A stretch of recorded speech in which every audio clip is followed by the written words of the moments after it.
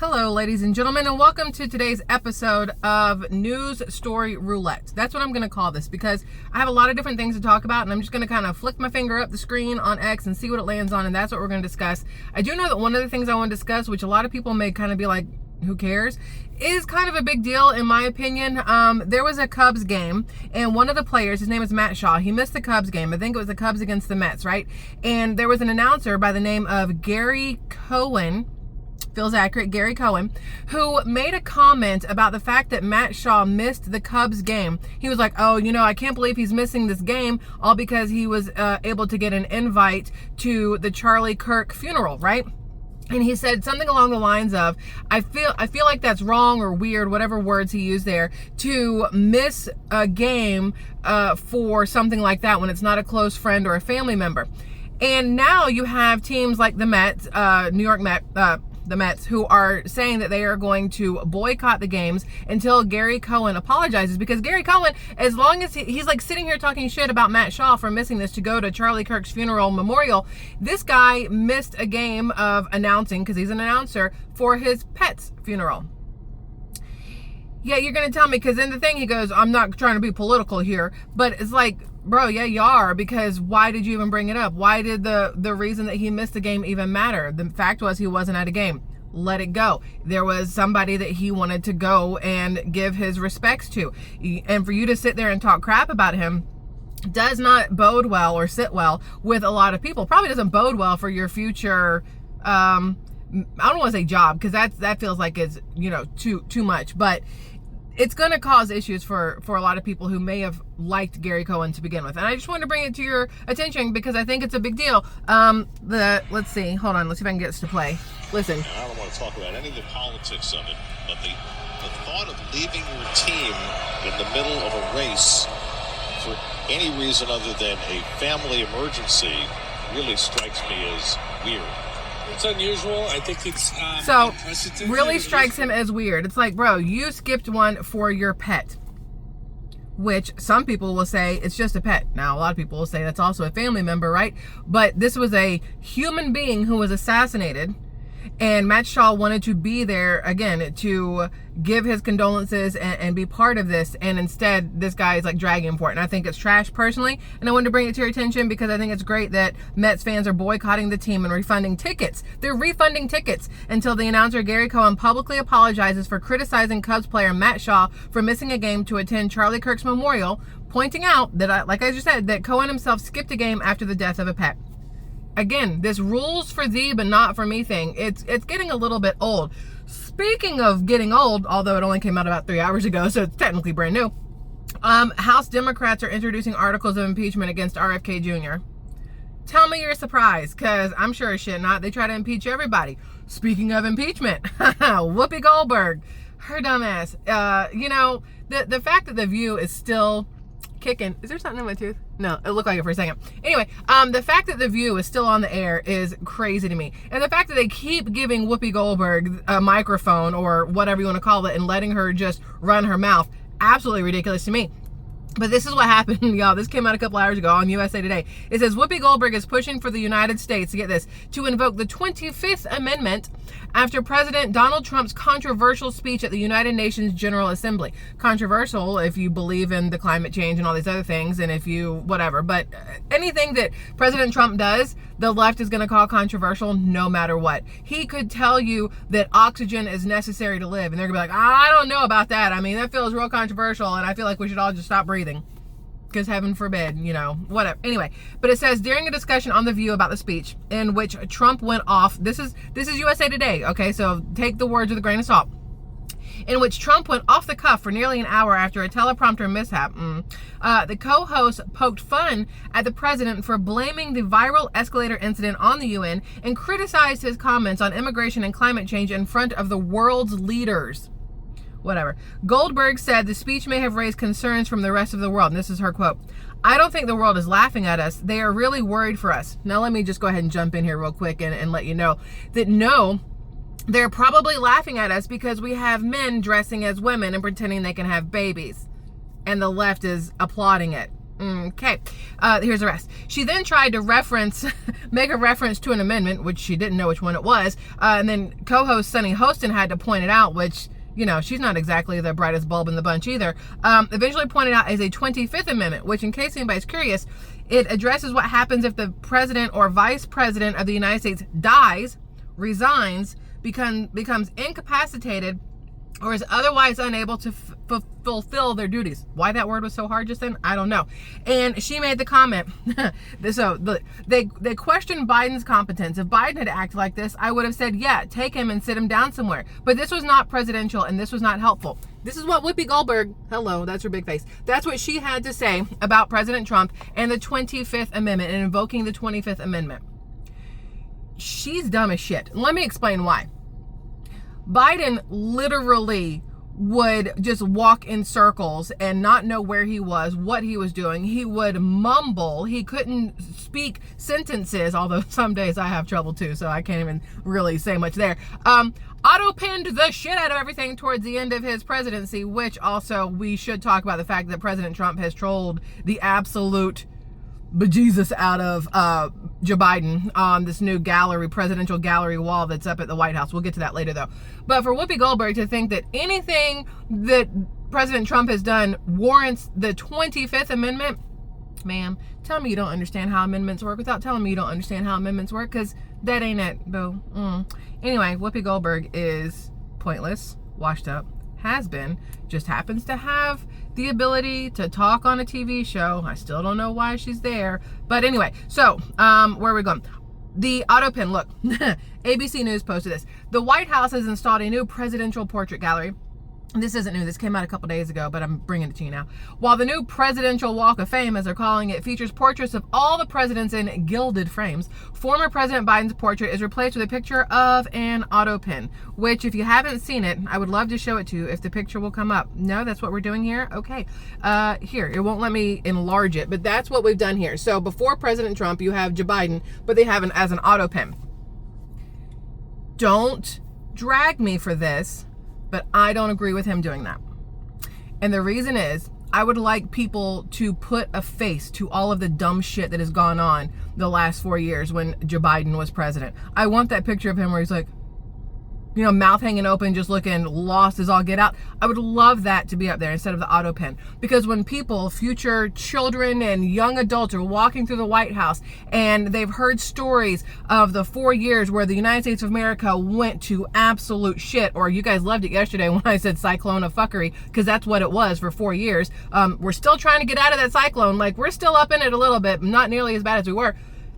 I want them to have a face to put to it. They need to see what Joe Biden looked like. They need to understand what the face of a man who is clearly going through a mental decline looks like. Having the auto pin up there, yeah, I am all for some petty dragging. Please understand that I may be as nice as humanly possible 99.9% of the time, but boo-boo, you get me that 0.1%? Oh, I'm petty as hell. But I think that he really should have put Joe Biden's picture up there. Hopefully it does get changed out, because I don't think this is a good look personally for the president of the United States to have done. I don't think it's a good look just in general. I do feel like there still needs to be a certain level of decorum in the White House. No matter how you feel about previous presidents or anybody else, there is still that little level of couth, that feels like the right word, that I feel like we need to hold on to. And for me, it's a no for me, dog. I'm not a fan of the auto pen. Again, it's hilarious. If it had been like a post and it wasn't a real thing, that would have been funny. But I think Joe Biden's picture does definitely need to go up there. And for shits and giggles, might as well put Kamala Harris up there too, but with the vodka bottle in her hand or something like that in the middle of a word salad and her little horse laugh guffaw thing that she does. But I don't want her to ever have her picture on a presidential wall like that. So no, we're going to bypass that and move away from it. Now, this is interesting to me, okay? I was gonna say the Time posted about the White House receiving criticism and unveiling the auto pen and whatever else, but we've already done that, so I don't really care. Now, here's what's crazy to me. Here's what's crazy to me. Y'all, I need you to understand. I understand that actors play a role. And I feel like a lot of actors play a role outside of movies. I feel like Robert De Niro is playing the role of uptight, dumbass, head up his butt, old man most of the time when he gets out and talks about, you know, President Trump. I think Bruce Springsteen is playing a role of, or I know he's not an actor, but he's a musician, it counts. I feel like he's playing a role of whatever it is that he's doing lately with his speeches about how President Trump is awful and whatever else. But, you know, he loves dancing on the stage with Michelle Obama. But Ethan Hawke, I don't know if you guys have ever heard of him. He used to be really big, like in the 90s, early 2000s, then he kind of went away, and then he came back. Well, he went on the Jimmy Kimmel Show. Y'all, he went on the Jimmy Kimmel Show. And I'm not going to play the audio because ABC and Jimmy Kimmel probably sue the shit out of me because they're, you know, see you next Tuesdays. But this is what happened. Here's like a little bit of I'll show you like a little baby excerpt of the video, okay? You see that right there? So according to this, Ethan Hawke congratulated Jimmy Kimmel when he reveals 400 people from Hollywood signed a letter in support of his show after ABC dropped him. 400 people? Y'all, I could get more than 400 people to buy chocolate bars from me when I was in middle school for a fundraiser. What the hell is 400 Hollywood celebrities? That ain't shit. Anyway, Kimmel, this is Kimmel's quote. 400 entertainers, actors, writers, directors, producers who signed a letter from the ACLU in support of our show. And Hawke said, I want to let you know right here, man to man, face to face, what an honor it was to sign this letter. It was one of the great privileges of my life. To which Kimmel said, oh, thank you. And Ethan Hawke said, you're a hero. Tell me you're on drugs without telling me you're on drugs. Tell me you have half of a brain cell or less without telling me you have half of a brain cell or less. One of the greatest privileges of my life. Bro, you got married, you had children, and handing a big piece of paper with 400 has-been signatures on it over to a shitty late night talk show host is one of the greatest privileges of your life? Okay. Like, what? Anyway. Oh, God. Yo, the amount of just what the fucks that run through my mind on a daily basis. I see these things and I'm like, what the like, what? Anyway, it doesn't matter. It's absolutely ridiculous. Then, yo, let's do this. I'm not going to play it because we all know, well, I'll play 2 seconds. You ready? Listen to the voice. Hold on. You'll know who I'm talking about. Listen. Certain drugs and autism that have been continuously disproved. Okay, so former president, somehow, Barack Hussein Obama, sat down and said, actually, this is his post on X. His post, his words, everything. His video that he put up. He says, we have people in power making broad claims around certain drugs and autism that have been continuously disproven. The degree to which those comments can undermine public health, do harm to women who are pregnant, create anxiety for parents who do have children who are autistic, is violence against the truth. Tylenol themselves have said, do not take our shit while you're pregnant. Johns Hopkins University, Harvard University, and numerous others have done extensive studies that show a link between taking Tylenol during pregnancy and issues with children post-birth. There's a correlation. Just because President Trump is the one who said anything about it, you have this dipshit sitting on stage saying all of this. You know what happens after that? You know what happens after the left starts losing their marbles over the fact that President Trump is the one who said, hey, by the way, Tylenol while you're pregnant, you know, you should take the very lowest possible dose ever, if you have to, for the shortest amount of time possible, if you have to. While Tylenol also goes, you probably shouldn't take it at all while you're pregnant, but, you know, yeah, whatever. They can't tell you why, because then you could sue them to oblivion and back, right? President Trump says it. So the left immediately starts putting up videos of themselves pregnant taking Tylenol. Well, now there's a video going around, and I would like to point this out just so everybody's fully aware.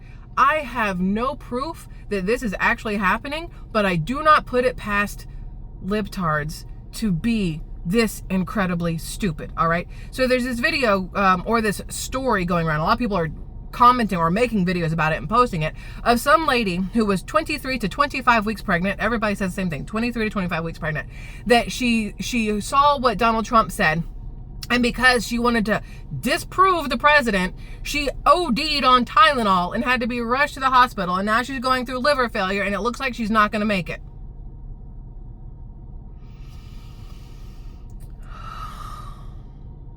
I feel really bad saying this out loud, but I mean it when I say it. She does not deserve to have that child anyway.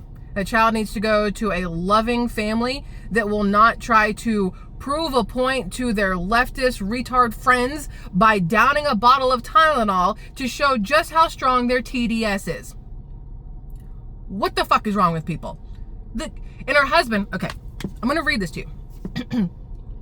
Pregnant liberal took so much Tylenol after hearing Donald Trump say it causes autism, she's now in the ICU and is going to die. At first, my thought was like, oh, well, was she trying to cause an abortion, a miscarriage? Like, was that what she was trying to do? But she didn't want to tell her husband or anybody else, so she blamed it on Trump? And then it says, executive director of American Frontline Nurses got a very frantic call at 4 a.m. from a husband whose wife is now dying of liver failure on a ventilator in an ICU because she was trying to prove that Tylenol doesn't cause autism because of what Trump said. She's going to die.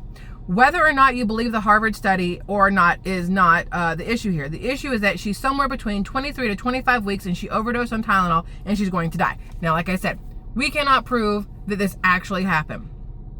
But I put nothing past these stupid ass women on the left who care more about making a TikTok swallowing a pill than they do about the fetus in their body, the child that they are supposed to love more than anything under the sun, that they are growing inside themselves. You're going to tell me that you are so incredibly brain dead and just stupid that you would risk your child's health just to get a viral TikTok video, just to show people how much you dislike the president, just to show how ignorant and stupid you are. Just, you know what I'm saying? Like, geez, what are we doing here, people? So, there's that. But wait, because there's always more. Let's see what this one is. Oh, I love this one. You ready for this one? Be ready for this one. Here we go. We're going to pull up this video. It's 40 seconds, but I want to hear it, and I want you to hear it. Ready? I apologize ahead of time. You're going to know why in just a second. How and why you are saying what you are saying now, and how I felt about it. You're not letting me talk. You know what? I respect your right to speak. But you're not letting me.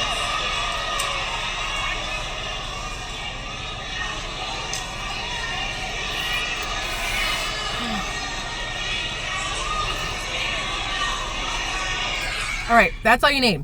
I love the fact when she said, you're not letting me talk, that they lost their minds and were like, oh, hell no. So listen, this is what happened.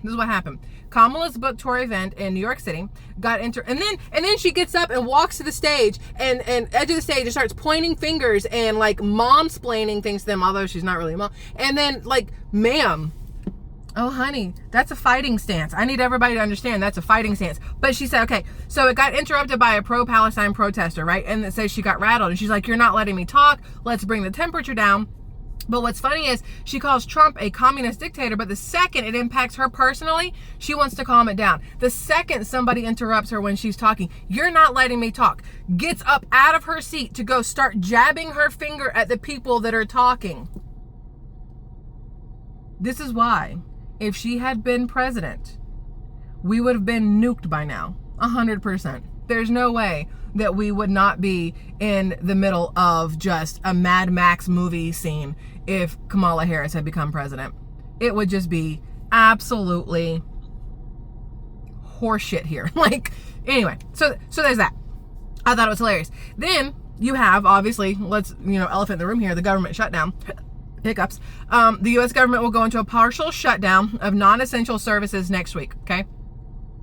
Unless Trump agrees to give Democrats $500 million for NPR and free health care for illegal aliens, Chuck Schumer and the Democrats will block government funding starting October 1st. So, shows you just how much the Democrats really care about you when they're willing to shut down everything because we don't want our taxpayer money going to illegal immigrants. and yet people keep voting left. I don't understand why. Maybe because their mothers had too much Tylenol while they were pregnant.